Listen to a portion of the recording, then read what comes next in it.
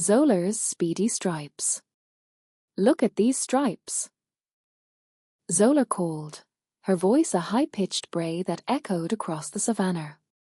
She pranced, kicking up dust devils with her slender legs, showcasing her perfectly aligned black and white markings.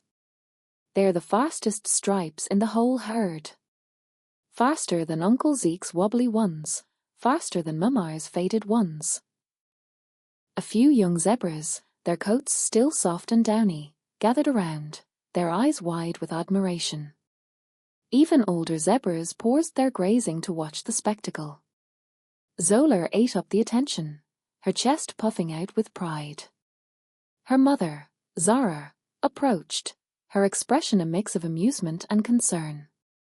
"Zola, darling," she said, her voice gentle but firm, "it's wonderful you're proud of your stripes, but boasting isn't very becoming.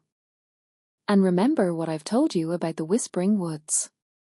Zola rolled her eyes, a habit Zara desperately tried to discourage. "Oh, Mamar, not that old story again. It's just trees. I bet my speedy stripes could outrun any whispering shadows." Zara's ears twitched nervously. "The Whispering Woods are different, Zola. They say the air itself there can trick you, lure you away from the herd. No zebra has ever wandered in and returned the same. Promise me you'll stay away." Zola, already bored with the lecture, mumbled, "A promise, Mamar." But her gaze was already drifting towards the dark line of trees in the distance, their leaves rustling even though there was barely a breeze. As Zara returned to grazing, Zola shifted her weight from hoof to hoof, the call of adventure a persistent buzz in her ears. She glanced back at the herd, a sea of familiar black and white, then back at the woods, shrouded in mystery. Silly old whispers, as she muttered to herself. My stripes are faster than any shadow. And with that, she turned and trotted towards the tantalizing darkness, her youthful exuberance outweighing her mother's warnings. The air grew cooler as she neared the trees, and the sound of rustling leaves intensified, sounding almost like voices. Zola grinned. This was going to be an adventure. Leo's watchful eye. Leo, his spots faded slightly with age, lay draped across a sun-baked branch, the heat seeping into his ancient bones. He'd seen countless sunrises paint the savannah gold, felt the tremor of 1,000 migrations beneath his pores. Wisdom, etched in the lines around his amber eyes, told him to remain still, to observe. Nature had its rhythm, its immutable laws. Then he saw her. Zola, a zebra foal, her stripes still soft and fuzzy, venturing towards the shadowed mouth of the Whispering Woods. A prickle of her knees tightened his chest. The Whispering Woods held secrets best left undisturbed, dangers that even seasoned predators avoided. Whispers carried on the wind told tales of treacherous sinkholes and territorial honey badgers with tempers as short as their legs. He watched, a low growl rumbling in his throat. Should he intervene? It wasn't his place. The savannah was a harsh teacher, and Zola needed to learn. But something about her innocent gait, the trusting way she stepped into the darkness, tugged at him. He shifted, the branch groaning softly under his weight.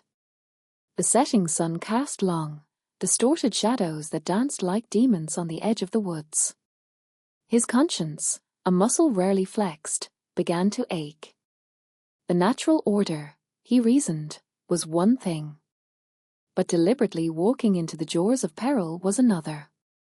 He pushed himself up, the decision made. He would watch, guide, and if necessary, protect. Pete's sneaky snares. Pete spat a stream of tobacco juice onto the damp earth, the brown stain of fleeting artwork against the moss. He hated the Whispering Woods, all damp and gloomy, but the coin it offered outweighed his discomfort. He tugged at the coarse rope in his calloused hands, a thin wire noose glinting evilly in the dappled sunlight. Soon be lining my pockets with your hides, he muttered, more to the trees than to himself. He was a man who craved an audience, even if only of silent oaks and watchful robins. He selected a narrow game trail, well worn by unsuspecting creatures. With practiced ease, he anchored the snare to a low-hanging branch, testing the tension with a cruel satisfaction. The noose lay innocently on the ground, barely visible beneath a scattering of leaves he'd swept over it with a twig. Perfect, he rasped, his breath clouding in the cool air. He repeated the process several times, each snare a silent promise of suffering. Rabbit, deer, maybe even something bigger if he was lucky. He imagined the glint of gold as he haggled with the fence, the smooth feel of the coins in his palm. A sudden rustle in the undergrowth made him jump. He whipped around, his heart hammering. Just a squirrel, chattering indignantly from a branch. Pete cursed under his breath, wiping sweat from his brow. He wasn't afraid, not exactly. But the woods, they had a way of watching. And Pete, despite his greed and cruelty, didn't like being watched. He finished setting his snares with hurried, jerky movements, eager to be away from the silent, judging gaze of the whispering woods. Trapped. A flash of sapphire caught Zolar's eye. A butterfly, wings shimmering like captured sky, danced just beyond the dappled shade of the acacia trees. Forgetting her mother's warning about wandering too far, Zolar trotted after it. The butterfly flitted, beckoning her deeper into the whispering woods. She giggled, her small hooves kicking up dust as she followed the mesmerizing creature. The air grew cooler, the scent of damp earth replacing the familiar smell of sun-baked savanna. The butterfly landed on a crimson flower, its wings still fluttering. Zolar crept closer, mesmerized. Snap! A sharp pain shot up her leg. She yelped, stumbling. A thin, wiry loop had tightened around her ankle, biting into her soft skin. Panic swelled in her chest. She tugged, but the wire only dug deeper. Twisting, she saw the cruel gleam of metal sunk into the earth, almost hidden beneath a pile of leaves. Memar, she cried, her voice cracking with fear. She pulled again, desperate, but the snare held fast. Tears streamed down her face, blurring the already darkening woods. The sapphire butterfly was long gone, and Zolar was alone, trapped in the silent, watchful woods. Help me, she sobbed, her small body trembling. A leopard's decision. The wind carried a desperate sound to Leo's ears, a high-pitched whinny sliced with pain. He paused, the half-eaten gazelle forgotten in the tall grass. It was a zebra, no doubt, and the distress was unmistakable. He knew that sound. It spoke of fear, of a struggle against something unyielding. He remained still, muscles coiled. The whispering woods held many dangers, and a leopard had to be cautious. But this was more than caution. This was consideration. Zebras were prey. The natural order dictated that he stalk, hunt, and feed. Yet, the frantic cries tugged at something deep within him, a forgotten instinct perhaps, or maybe just the weariness of age blurring the lines of what he thought he knew. The whinny intensified, laced with sobs now. The scent of blood, faint but unmistakable, drifted on the breeze. Snares. The two legs were becoming bolder, venturing further into the heart of the woods. Leo's amber eyes narrowed. He pushed himself to his feet, a low growl rumbling in his chest. Enough. The natural order could wait. Survival, he realized, wasn't just about taking. Sometimes it was about giving. He padded silently towards the sound, his decision made. The zebra, whoever she was, needed his help. And for reasons he couldn't quite explain, he felt compelled to offer it. Stealth and strategy. Leo moved like a phantom, each paw deliberate and silent on the damp earth of the whispering woods. The scent of fear, Zolar's fear, hung heavy in the air, mingling with the metallic tang of blood. He spotted her then, a heartbreaking silhouette against the dappled shade, her striped coat marred by a cruel, biting wire that held her fast. He circled the snare, his amber eyes narrowed in assessment. It was a crude but effective design, a thick cable anchored to a young baobab, a loop tightened around Zolar's hind leg. Panic radiated from the zebra, but she was blessedly still, saving her strength. He could see the wire had already cut deep. Leo nudged a fallen branch with his nose, sending it skittering across the leaf litter. Nothing. He circled again, widening his radius, sniffing for tripwires, pressure plates, anything that might trigger another, deadlier surprise. The air was thick with the buzz of insects, the rustle of unseen creatures, nature's orchestra, oblivious to Zolar's suffering. Satisfied that the immediate area was clear, Leo approached the snare again. He needed to release the tension on the cable. The anchoring point at the baobab was too thick to chew through unnoticed. Instead, he would focus on the release mechanism, a crude knot hidden beneath a pile of leaves. He could feel the tension in the wire, the potential energy waiting to snap. He would have to be precise. With a low growl meant to reassure Zolar, Leo lowered his head, his teeth bared, ready to dismantle the trap, piece by agonizing piece. Confrontation. Pete whistled a tuneless melody, the thick air of the whispering woods clinging to him like a damp cloth. He rubbed his sweaty palms on his trousers, eager to see what prize awaited him.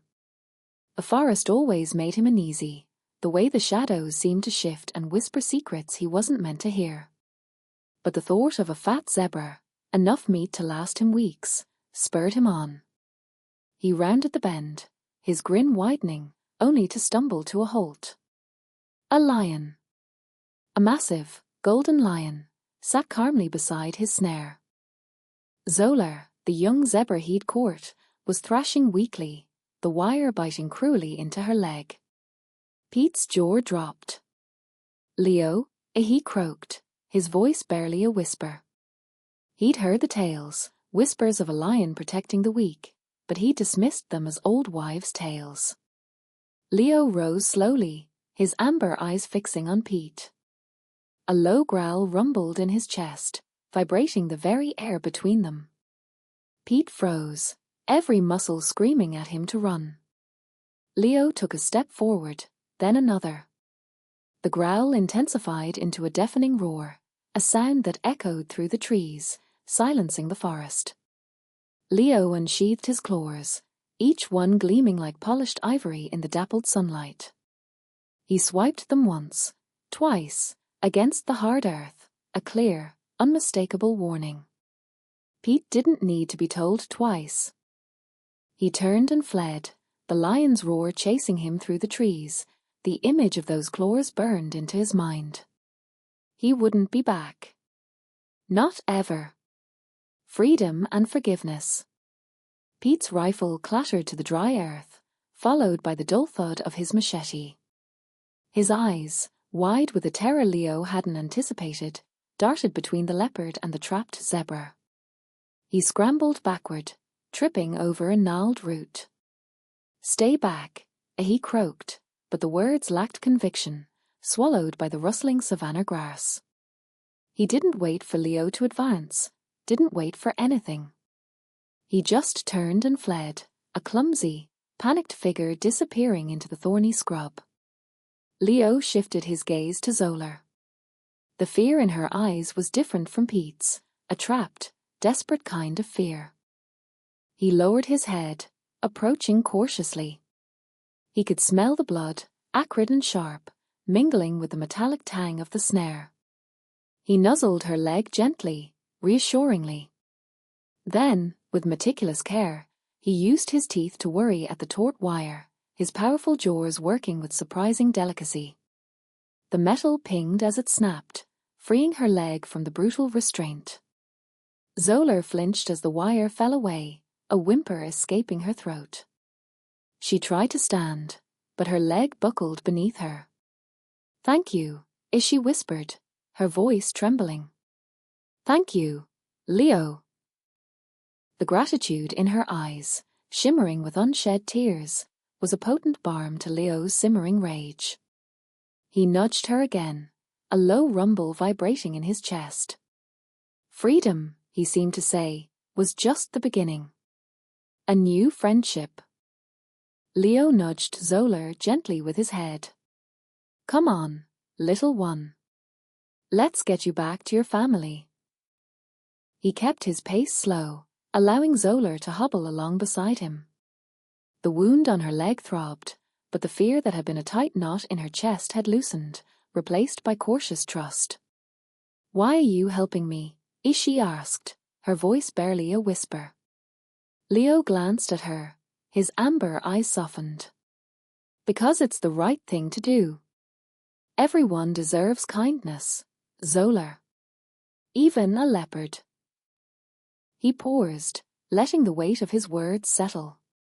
"And maybe, especially a leopard." As they neared the watering hole, a wave of familiar scents washed over Zola, the sweet grass her mother favored, the earthy musk of her father. Her herd. They were grazing peacefully, unaware of her ordeal.